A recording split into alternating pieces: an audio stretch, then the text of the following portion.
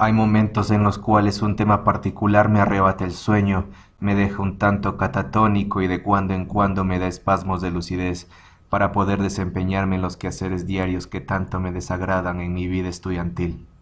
Al menos, una de las ventajas de ser artista es poder darse las libertades del libre albedrío al máximo, aunque para estas cosas no he recurrido al arte por respuestas, sino a la epistemología y hermenéutica en busca de consuelo.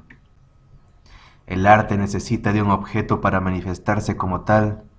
Parece una pregunta con respuesta obvia para ambos lados, y como ha sido fascinante el arraigo de las personas que interceden por mí para evitarme la pesada carga de incertidumbre, he escuchado partes y partes, pero yo me he encargado darme la vuelta por el campo de las ideas, de pasadita nomás.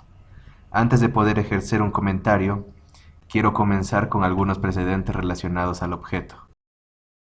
Por cierto, lamento mucho no haber podido actualizar este canal. He tenido contratiempos de copyright y un banning por las manifestaciones recientes en Latinoamérica. Quiero agradecer a esos 13 suscriptores que están por ahí pendientes de la tertulia del arte. Prometo ofrecerles harta charla luego, y espero que con estos temas que subiré depuradamente disfruten tanto como yo. Ahora sí, comencemos. La palabra objeto viene del latín objectus, formada del prefijo ob, sobre, encima, y el verbo yacere, lanzar o tirar.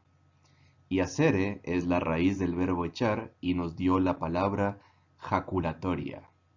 Se conoce como objeto a todo lo que puede ser materia de conocimiento o sensibilidad de parte del sujeto, o incluso este mismo.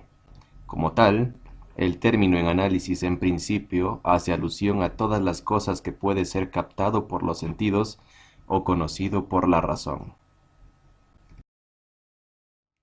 No se debe olvidar que los sentidos, la vista, el olfato, el oído, el tacto, el gusto, permiten que el hombre pueda percibir todo aquello que lo rodea, ya que al poder sentir el objeto, puede ser representado en su mente en forma de idea.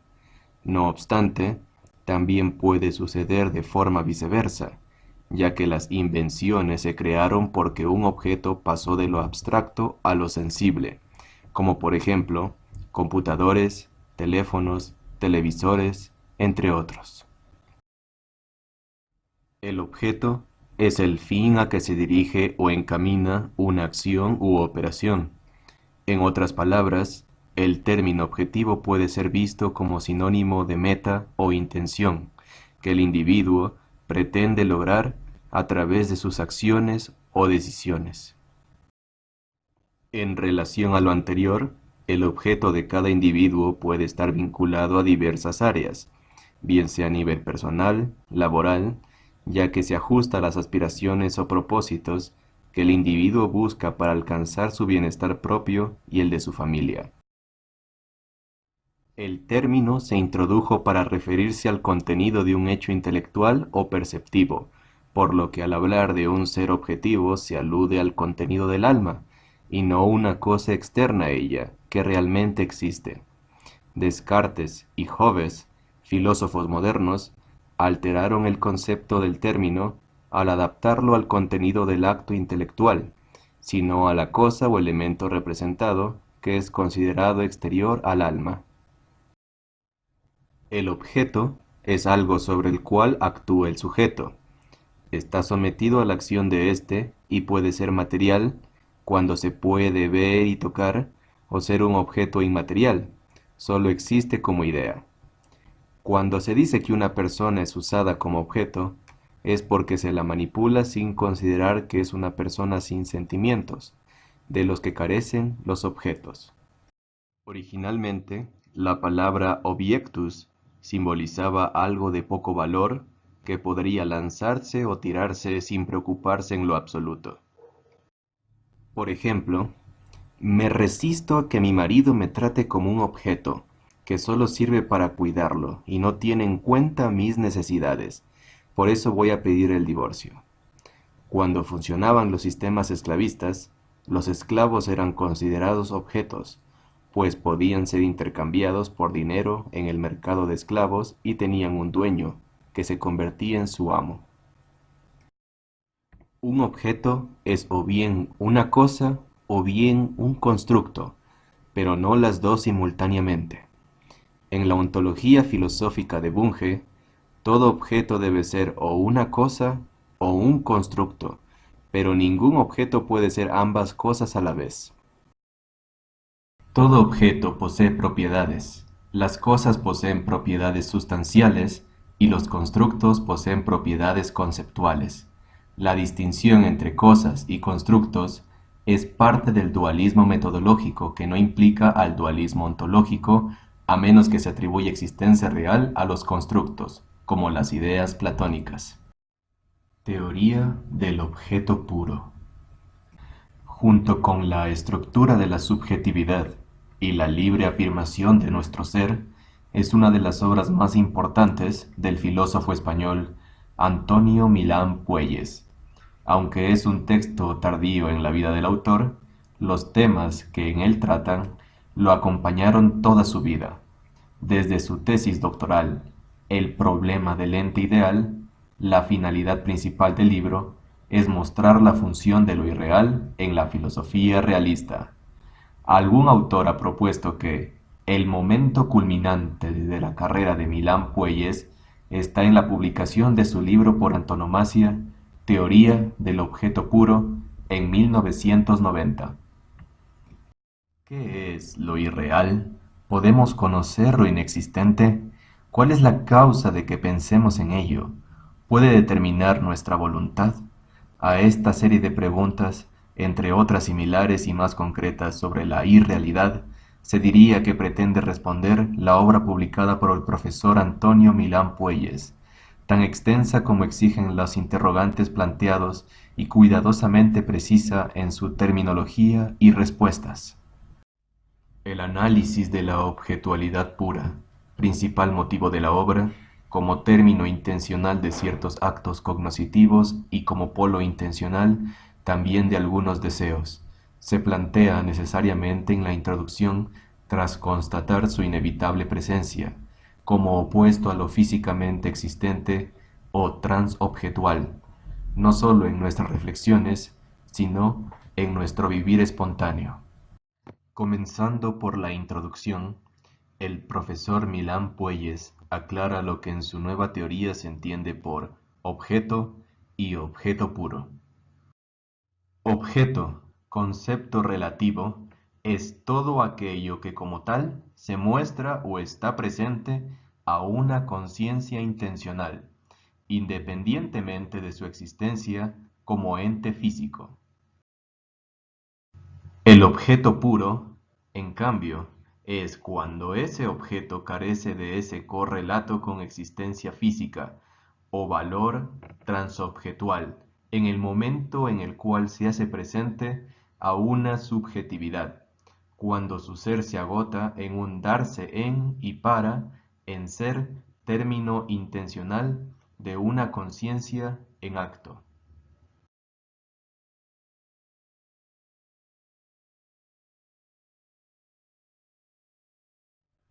Seguidamente, y para evitar que el objeto puro sea erróneamente reducido a lo imposible, o a lo esencialmente inexistente, o a lo incognoscible, o bien a lo que es mero producto de la conciencia, o simplemente a algo abstracto, e incurrir así en un realismo extremo o en un radical idealismo, nuestro autor analiza, utilizando ya su propia terminología, doctrinas como la del ente de razón, el inmanentismo de Berkeley y de los idealistas postkantianos, la cosa en sí de Kant, el idealismo fenomenológico de Husserl, el objeto puro de Meinong.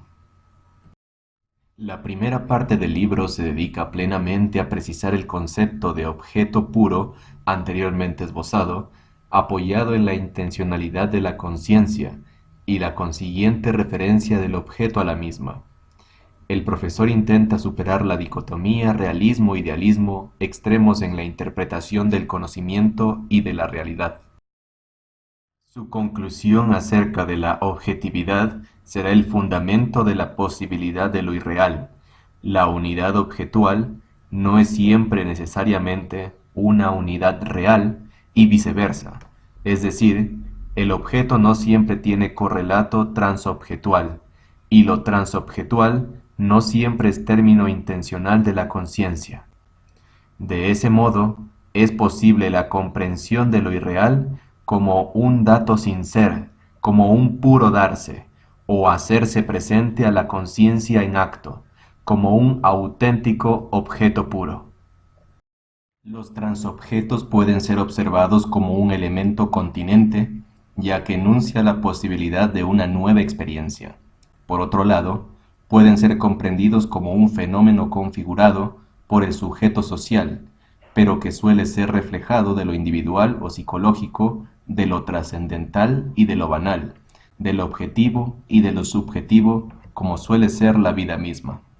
La segunda parte de la investigación se elabora su tipología, con el fin de completar la teoría y superar las insuficiencias de otras clasificaciones. Previa a esta taxonomía de lo irreal es la precisión de su fundamento, el modo de aprehensión y objetividad de lo irreal según la naturaleza del acto intencional, como primer criterio, y la referencia a la necesidad o contingencia de su inexistencia, como segundo criterio, que se aplica en el caso de lo irreal inteligible. La tercera parte de la obra, con la pretensión de otorgar a la teoría del objeto puro el carácter de una investigación rigurosa, está dedicada al conocimiento de las diferentes modalidades de lo irreal a partir de sus causas, centrándose sobre todo en la causalidad eficiente, interpretada como génesis intencional, que no como producción física, y en la causalidad final. Interesante sobre todo es esa última sección, acerca de la teleología del objeto puro, en la cual pasamos del ámbito del conocimiento al terreno de la praxis, es decir, del tratamiento nociológico de la objetualidad pura como término intencional de algunos actos cognoscitivos, al análisis de lo irreal como objeto apetecido, como término intencional de una volición. Como conclusión y respuesta a las preguntas planteadas al comienzo, solo cabe afirmar, tras la lectura de la teoría del objeto puro, que efectivamente lo irreal y en cierto modo inexistente no solo es cognoscible y mueve nuestra voluntad, sino que en palabras de su autor, es imprescindible para la realidad de nuestro ser, no solo en el campo del conocimiento, sino también en el uso práctico de la libertad. El objeto en el transobjeto. El pensamiento no puede funcionar sin presupuestos metafísicos. No todo es perfectamente comprobable, refutable, verificable. La misma exigencia de la verificabilidad es metafísica. Es así como empezamos esta sección con la frase de Katia Mandoki: la configuración de las ciencias del arte ha sido una pugna por establecer las bases no tan sólidas en las que puede yacer el arte desde su configuración como ciencia, a partir de la epistemología y el apoyo filosófico de la estética, apoyándose de la psicología social, la antropología cultural, la sociología y la lingüística aplicada, que sumados a la historia han dado un respaldo sólido para darle la bienvenida a la academia. La naturaleza del ser y su sentido, el reconocimiento de la sustancia del hombre y su movimiento como objeto de estudio, pese a aquellas notables aportaciones filosóficas naturalistas de Kant, las fenomenológicas de Hegel y las dialécticas de Marx, también despertaron muchos temores hacia el psicologismo como adjetivo en el arte. Este hecho detuvo el desarrollo de las ciencias del arte por atribuirle, en contraposición al mismo, una tarea predominante en lo exterior, es decir, en lo social, y por lo tanto, más en función de la producción y las obras de arte como objetos, y pocas veces referido a la facultad de sensibilidad de los seres humanos que somos todos. Por ello conviene ahora recuperar aportaciones como las de Vygotsky, pues es tiempo de que la estética desde abajo deberá ir al encuentro de la estética desde arriba, pues jamás comprenderemos las leyes que rigen los sentimientos en una obra de arte y corremos el riesgo de incurrir en los más burdos errores, si no efectuamos una investigación psicológica especial, porque las investigaciones sociológicas del arte no están en condiciones de explicarnos enteramente el propio mecanismo de acción de la obra de arte. La transobjetividad que propician todas las configuraciones del ser, particularmente la de su sentido, en la sensibilidad desde la ética desde abajo, se vuelve pertinente para las ciencias humanas, del espíritu y o del arte. En ocasiones parecerá una conceptualización psicológica por sus fuentes y sus términos, pero corresponde a las tendencias del pensamiento complejo bajo las estrategias de la inter, trans y multidisciplinariedad para su expansión psicológico-social y para una psicología del arte. Áreas del conocimiento como el arte y la religión no podrían sostenerse sin las discusiones medulares que dan fe a la existencia de las configuraciones sustanciales del ser, siempre más allá de lo meramente físico o corporal. En algún momento de la historia de nuestra cultura también le fue despojado al ser la cualidad de su eternidad, de su trascendencia, reduciéndola al aquí y a la hora lógico-racional, por los mismos problemas epistemológicos que estriban en las limitaciones de la percepción y el ejercicio del poder, desde las instituciones que validan nuestro conocimiento. Vygotsky pudo haberlo entendido así, al defender desde la sensibilidad un espacio para la psicología del arte con una cita de Baruch Spinoza. Nadie ha determinado hasta el presente lo que puede el cuerpo, como el recinto de lo sensible. Se dirá que es imposible atribuir únicamente a las leyes de la naturaleza, consideradas sólo corporalmente, las causas de los edificios, de las pinturas y demás cosas de esta especie que se hacen sólo por el arte del hombre, y que el cuerpo humano, si no estuviese determinado y dirigido por el alma, no hubiera podido edificar un templo. He demostrado ya que no se sabe lo que puede el cuerpo o lo que puede sacar de la consideración de su sensible naturaleza propia. Por lo pronto, nos ocuparemos de la naturaleza del hombre desde su facultad de sensibilidad, que es objeto de la estética, y que no excluye las presencias sutiles en el sujeto estético y psicológico como transobjeto, desde el cuerpo como una realidad física y biológica, con sus impulsos y sus fuerzas vitales, las energéticas, sus acciones o actividades, las objetivaciones como conceptos basados en los sentimientos, las sensaciones y la afectividad, omnipresentes en toda interacción humana. Para Adolfo López Quintás, el hombre es un ser de encuentro, se construye, desarrolla y perfecciona, encontrándose con realidades de su entorno que en principio le son distintas, distantes, externas y extrañas, pero atribuye al propio encuentro y al juego el carácter de entreveramiento de realidades que son propiaciones del entorno que el hombre juzga verdadero, siendo en realidad una red de ámbitos. Creación y cocreación es para López Quintás lo que en la formación humana se lleva a cabo por vía de encuentro con lo real, en sus diversas vertientes. El encuentro solo es posible entre ámbitos de la realidad, no entre objetos, y para encontrarse en sentido riguroso, el hombre debe hacer juego con las realidades ambitales de su entorno. Hacer juego implica asumir valores, posibilidades de actuar con pleno sentido, en tanto que atribuye el arte la tarea de plasmar esos ámbitos. En tal contexto, se deben estudiar los ámbitos artísticos como ámbitos de la realidad, desde la transobjetividad de la sensibilidad del hombre como facultad del ser, para abordar sus efectos y sus medios, cómo funcionan, cómo inciden en el sujeto, desde dónde surgen y cómo son interpretados. Una tarea que no solo implica la objetivación de su subjetividad desde el registro icónico, sino a la vez kinésico, léxico y acústico en que suele ser comunicado.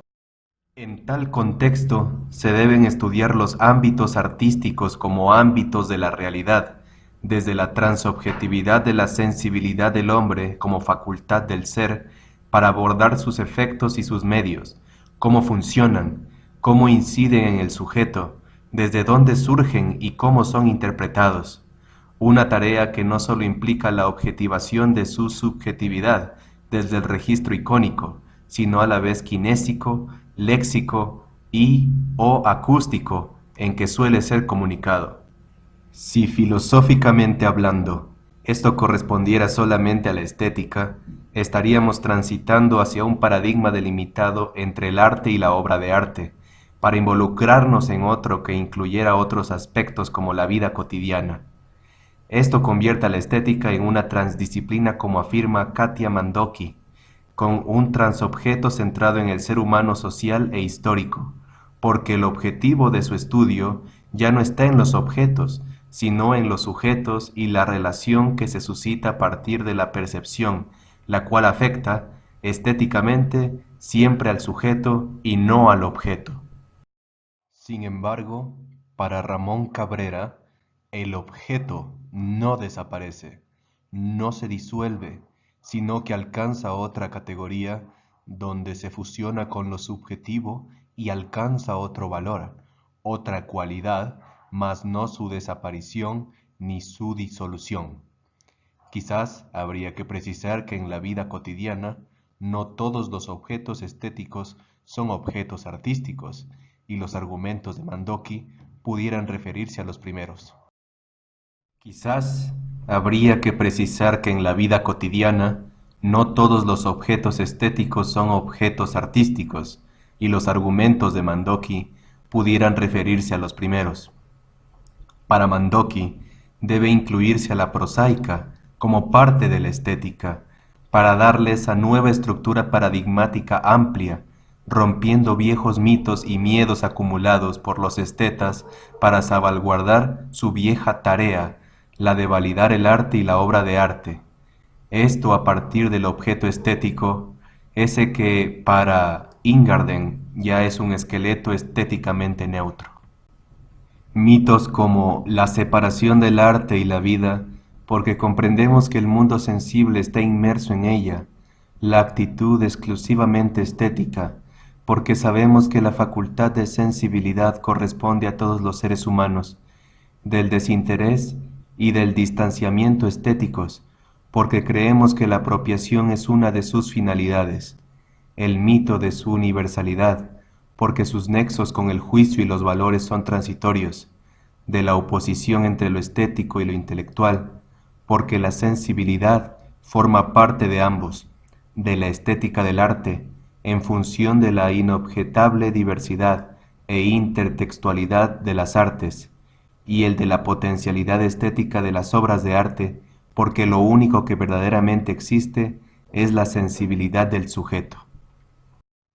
Las reflexiones, de cualquier modo, seguirán aludiendo problemas históricos sobre las relaciones entre el arte y la naturaleza, el arte y el hombre, la tarea y funciones del arte, la precisión del concepto arte y el de las artes, y sobre todo, si la relación entre el arte y la estética es solamente por el factor sensible o no, sobre quién es el sujeto que lo trasciende, si la percepción es individual o social, si posee una identidad objetiva o pertenece solo al ámbito del ideal, cuestiones ontológicas que sólo se posibilitarán si antes recurrimos a los enfoques transdisciplinarios como el que aquí pretendemos.